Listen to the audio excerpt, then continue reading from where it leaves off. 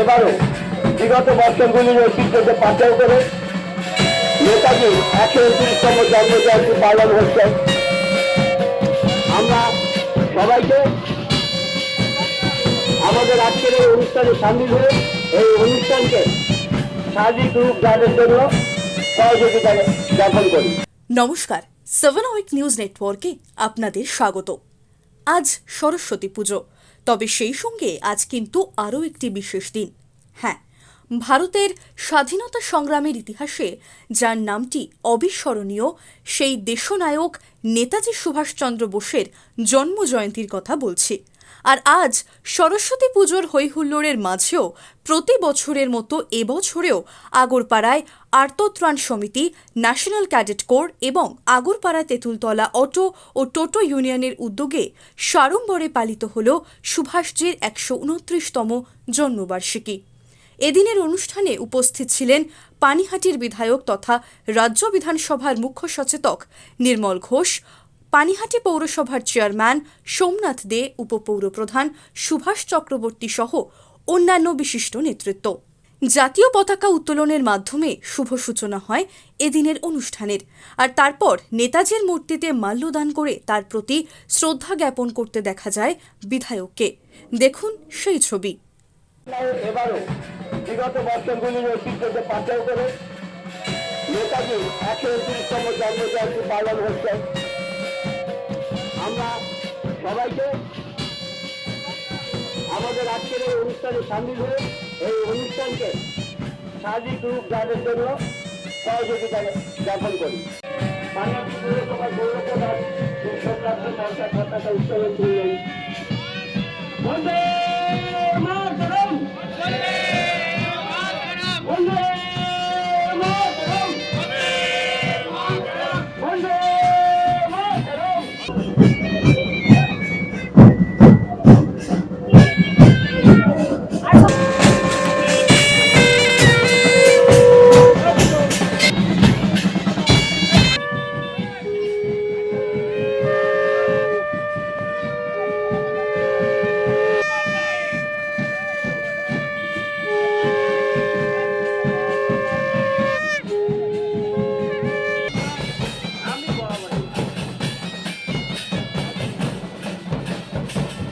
সুভাষচন্দ্র বসুর জন্মজয়ন্তীতে শাঁখ বাজিয়ে অনুষ্ঠানে আলাদা মাত্রা যোগ করতে লাল পাড় সাদা শাড়িতে সেজে উপস্থিত ছিলেন স্থানীয় মহিলারাও।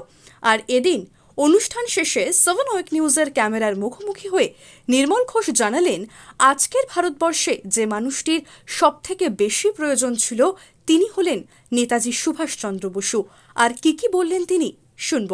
একটাই কথা বলি যে আজকের দিনে ভারতবর্ষে যে মানুষটির সব থেকে বড় প্রয়োজন ছিল তিনি হচ্ছেন নেতাজি সুভাষচন্দ্র বসু।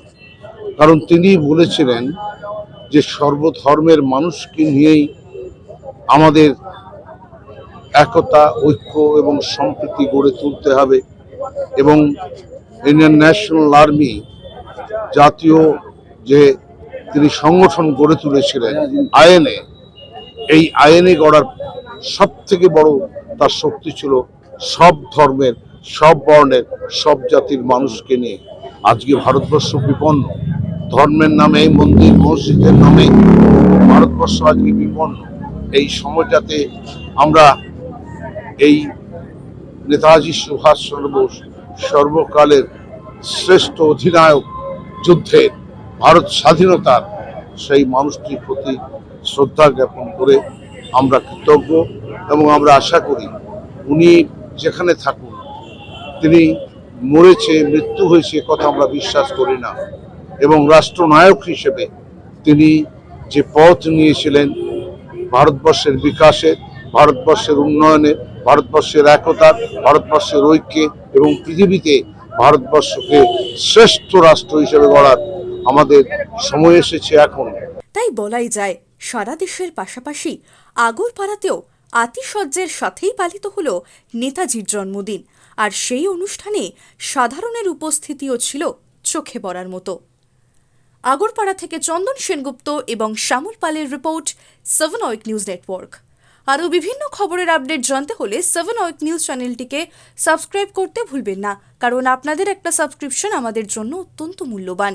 এবং সেই সঙ্গে আমাদের হোয়াটসঅ্যাপ চ্যানেলটি ফলো করে অবশ্যই পাশে থাকবেন। জয় হিন্দ।